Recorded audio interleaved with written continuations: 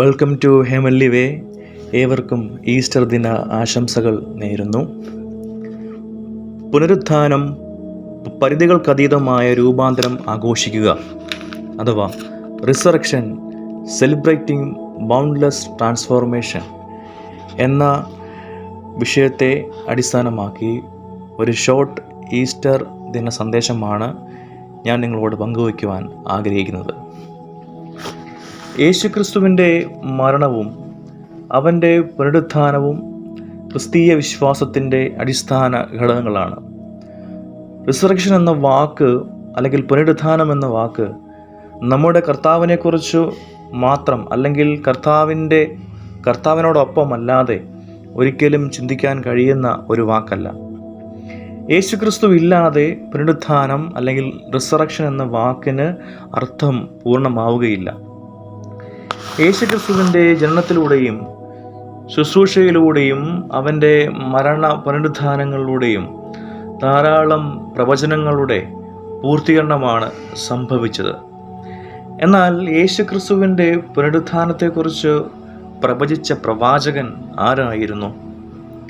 പഴയ നിയമത്തിൽ നാം പരിശോധിക്കുകയാണെങ്കിൽ യേശുക്രിസ്തുവിൻ്റെ പുനരുത്ഥാനത്തെപ്പറ്റി പറഞ്ഞിരിക്കുന്ന ഒരു പ്രവാചകനെയും നമുക്ക് കാണുവാനായിട്ട് കഴിയുകയില്ല.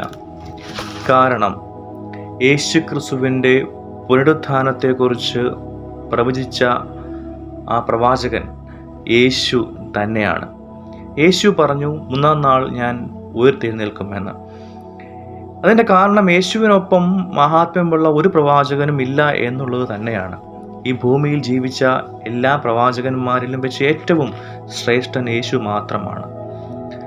നൽകപ്പെട്ട സുവിശേഷ വേദഭാഗം നമ്മൾ നോക്കുമ്പോൾ വിശുദ്ധ മർക്കോസ് എഴുതിയ സുവിശേഷം 16-ാം അധ്യായം 1 മുതൽ 11 വരെയുള്ള വാക്യങ്ങളിൽ ഇവിടെ യേശുവിന് സുഗന്ധവർഗം പൂശാനായി കല്ലറയ്ക്കൽ പോകുന്ന സ്ത്രീകളുടെ യാത്രയിൽ ആര് തങ്ങൾക്ക് വേണ്ടി കല്ലുരുട്ടിക്കളയും എന്ന് തമ്മിൽ പറയുന്നതായിട്ട് നാം വായിക്കുന്നുണ്ടല്ലോ. യേശുവിനെ അടക്കിയ കല്ലറയിൽ ഉരുട്ടിവെച്ച ഒരു വലിയ കല്ലിനെ കുറിച്ചാണ് അവരുടെ ഏറ്റവും വലിയ ആശങ്ക എന്ന് മനസ്സിലാക്കാൻ കഴിയും. ഈ കല്ല് ഉരുട്ടി വയ്ക്കുക മാത്രമല്ല, അത് സീലും ചെയ്തിരുന്നു എന്നുള്ളത് മറ്റു സുവിശേഷങ്ങളിലൂടെ നമുക്ക് വായിച്ച് മനസ്സിലാക്കാം. അധികാരവർഗത്തിന് യേശുവിനോടുള്ള വിദ്വേഷത്തിൻ്റെയും വെറുപ്പിൻ്റെയും പ്രതീകമാണ് ഈ വലിയ കല്ല്. യേശുവിൻ്റെ നല്ല പ്രവൃത്തികളാണ് അധികാരവർഗത്തിന് യേശുവിനോട് അപ്രകാരം പെരുമാറാൻ അവരെ പ്രേരിപ്പിച്ചത്. നമ്മുടെ ജീവിതത്തിൽ ഇപ്രകാരമുള്ള വലിയ കല്ലുകൾ ഉരുട്ടി വയ്ക്കപ്പെട്ടിട്ടുണ്ട്. അനീതിയുടെ, ആക്രമണത്തിൻ്റെയും വെറുപ്പിൻ്റെയും പകയുടെയും ഒക്കെ വലിയ കല്ലുകൾ. ഇവിടെ വേദഭാഗത്ത് സ്ത്രീകൾ ചോദിക്കുന്ന ഒരു ചോദ്യമുണ്ട്, ആർ നമുക്ക് വേണ്ടി കല്ല് ഉരുട്ടിക്കളയും എന്ന്. എന്നാൽ അവർ നോക്കിയേറെ കല്ല് ഉരുട്ടിക്കളഞ്ഞതായി കണ്ടു എന്ന് വായിക്കുന്നു. ഉയിർപ്പിൻ്റെ സന്ദേശം എന്ന് പറയുന്നത് ഇതാണ്. നമുക്ക് മുൻപിലുള്ള വലിയ കല്ലുകൾ, നമുക്ക് ഉരുട്ടിമാറ്റുവാൻ പ്രയാസമുള്ള കല്ലുകൾ ഉരുണ്ടു മാറുന്നത് കാണുവാനായിട്ട് നമുക്ക് ഇടയാകും. നമുക്കും യേശുവിനുമിടയിൽ യാതൊരു തടസ്സത്തിനും നിലനിൽക്കുവാൻ കഴിയുകയില്ല എന്ന് നാം തിരിച്ചറിയണം. യഹൂദ മതാചാരം അനുസരിച്ച് അവർക്ക് പൂർത്തിയാക്കാൻ കഴിയാതിരുന്ന ചടങ്ങുകൾ പൂർത്തിയാക്കുവാൻ വേണ്ടിയാണ്, അല്ലെങ്കിൽ യേശുക്രിസ്തുവിൻ്റെ ഭൗതിക ശരീരത്തിൽ സുഗന്ധ തൈലം പൂശുവാൻ വേണ്ടിയാണ് ഈ സ്ത്രീകൾ കല്ലറയ്ക്കൽ വരുന്നത് എന്ന് നമുക്ക് അറിയാമല്ലോ. തങ്ങൾക്ക് യേശുവിന് വേണ്ടി ചെയ്യാൻ കഴിയുന്ന അവസാനമായ ഒരു കാര്യം അതെങ്കിലും ചെയ്യുവാൻ വേണ്ടി അവർ ഇവിടെ വരികയാണ്. യേശുവിൻ്റെ ക്രൂശീകരണം തടയുവാനോ അല്ലെങ്കിൽ അവനെ അവർക്ക് രക്ഷിക്കുവാനോ ഒന്നും കഴിയുമായിരുന്നില്ല. അവർക്കാകെ ചെയ്യാൻ കഴിയുന്ന ഈ കാര്യം ചെയ്യുവാനായി ഇവർ കല്ലറയിലേക്ക് കടന്നു വരികയാണ്. ആ യാത്രയിൽ, അവരുടെ ഈ കല്ലറയിലേക്കുള്ള യാത്രയിൽ അവരുടെ ഒരു വിശ്വാസത്തിൻ്റെ പരിധി നാം പരിശോധിക്കുമ്പോൾ അവർക്ക് ഇനി അവസാനമായി ആ സുഗന്ധ തൈലം യേശുവിന് പൂശുക, അത് മാത്രമാണ് അവരുടെ ആകെയുള്ള ഒരു പ്രതീക്ഷ എന്ന് പറയുന്നത്. ആ പരിധിയിലാണ് അവർ യാത്ര ചെയ്യുന്നത്. എന്നാൽ അതോടൊപ്പം തന്നെ മറ്റൊരു പരിധി കൂടെ ഉണ്ട്. അവർക്കത് ചെയ്യാൻ കഴിയുമോ എന്നുള്ള ഒരു പ്രയാസവുമുണ്ട്. കാരണം വലിയ കല്ല് ആര് ഉരുട്ടി മാറ്റും? വളരെ ധൈര്യശാലികളാണ് ഈ സ്ത്രീകൾ. കാരണം യേശുവിനോടൊപ്പം ആയിരുന്ന ശിഷ്യന്മാരൊക്കെയും ക്രൂശീകരണത്തിന് ശേഷം ഒളിവിലാണ്. അവരെല്ലാം ഓടിപ്പോയി. യേശുവിനോടൊപ്പം ഉള്ളവരാണെന്ന് അറിഞ്ഞു കഴിഞ്ഞാൽ സമശിക്ഷാവിധി അവർക്കും ലഭിക്കും എന്നുള്ള ഭയമുണ്ട്.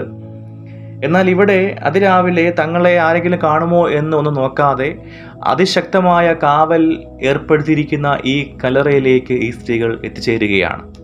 ഈ ധൈര്യത്തിന് നടുവിലും അവരുടെ വിശ്വാസത്തിൻ്റെ പരിധി എന്ന് പറയുന്നത് യേശുവിന് സുഗതതൈലം പൂശുക എന്നുള്ളത് മാത്രമാണ്. 2 കാര്യങ്ങളാണ് അവരുടെ വിശ്വാസ പരിധിക്ക് അപ്പുറമായി ഇവിടെ സംഭവിക്കുന്നത്. ഒന്ന്, മാറ്റുവാൻ പ്രയാസമുള്ള വലിയ കല്ല് ഉരുണ്ട് മാറിയതായിട്ട് അവർ കാണുന്നു. കർത്താവിന് വേണ്ടി എന്തെങ്കിലുമൊക്കെ ചെയ്യുവാൻ ധൈര്യത്തോടെ ഇറങ്ങി പുറപ്പെടുന്നവർക്ക് തീർച്ചയായും വലിയ തടസ്സങ്ങൾ അല്ലെങ്കിൽ ആർക്കും പരിഹരിക്കുവാൻ കഴിയില്ല എന്ന് പറയുന്ന തടസ്സങ്ങളും സ്വയം നീങ്ങിപ്പോകുന്നതായിട്ട് കാണുവാനായിട്ട് കഴിയും. മറ്റൊരു കാര്യം കൂടെ ഇവിടെ സംഭവിക്കുന്നുണ്ട്. ആ സംഭവിക്കുന്നതാണ് ഉയിർപ്പ് എന്ന് പറയുന്നത്, പുനരുത്ഥാനം. അതായത് സുഗന്ധ തൈലം പൂശണമെന്ന് ആഗ്രഹിച്ച സ്ത്രീകൾക്ക് വലിയ കല്ല് ഉരുണ്ട് മാറിയിട്ടും അത് പൂശുവാനായിട്ട് കഴിഞ്ഞിട്ടില്ല. മനുഷ്യൻ നനയ്ക്കുന്നതിനും അപ്പുറമായി പ്രവർത്തിക്കുന്ന ദൈവശക്തിയാണ് നമുക്കിവിടെ കാണുവാൻ കഴിയുന്നത്. അവരുടെ വിശ്വാസത്തിൻ്റെ പരിധി എന്ന് പറയുന്നത്, ഒന്ന്, ഈ കല്ലെങ്ങനെ ഉരുട്ടി മാറ്റുമെന്നുള്ള പ്രയാസം അവർക്കുണ്ട്. 2, കല്ലുരുട്ടി മാറ്റിയാലും ആ സുഗന്ധ തൈലം പൂശാം എന്ന് മാത്രമാണ് അവർ ചിന്തിക്കുന്നത്. എന്നാൽ ഇവിടെ അതിനും അപ്പുറമായി ദൈവം തമ്പുരാൻ ഉയർത്തെഴുന്നേറ്റു എന്ന സത്യത്തിലേക്കാണ് അവർ എത്തിച്ചേരുന്നത്. നമ്മുടെ എല്ലാ ജീവിതത്തിൽ ഇങ്ങനെ ഇന്നത്തെ ആധുനിക കാലത്തെ ഒരു ഭാഷയിൽ പറഞ്ഞാൽ ട്വിസ്റ്റ് എന്ന് പറയുന്നൊരു വാക്കുണ്ട്.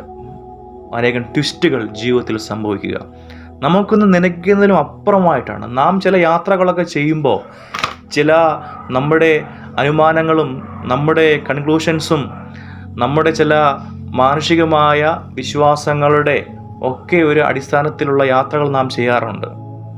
അതിനുവേണ്ടി പലതും നമ്മൾ കരുതാറുണ്ട്. എന്നാൽ നമ്മുടെ ജീവിതത്തിൽ സംഭവിക്കുന്നത് അതൊന്നുമല്ല. നമ്മൾ നനയ്ക്കുന്നതിലും ചിന്തിക്കുന്നതിലും അപ്പുറമായി ദൈവത്തിൻ്റെ പരമാധികാരത്തിൻ്റെ ശക്തി ജീവിതത്തിൽ തിരിച്ചറിയുവാൻ നമുക്ക് ഇടയായിത്തീരും. ഈ ഈസ്റ്റർ ദിനത്തിൽ ആർക്കും നനയ്ക്കുവാൻ കഴിയാത്ത ദൈവിക പ്രവൃത്തി ദർശിക്കുവാനും അത് സാക്ഷിക്കുവാനും ഞങ്ങളെയും സഹായിക്കണമേ എന്ന പ്രാർത്ഥനയോടുകൂടെ നമുക്ക് ആയിരിക്കാം. എല്ലാവർക്കും ഒരിക്കൽ കൂടെ ഈസ്റ്റർ ആശംസിച്ചുകൊണ്ട് ഞാൻ നിർത്തുന്നു. ദൈവം നമ്മളെ എല്ലാവരെയും സമൃദ്ധമായി അനുഗ്രഹിക്കുമാറാകട്ടെ.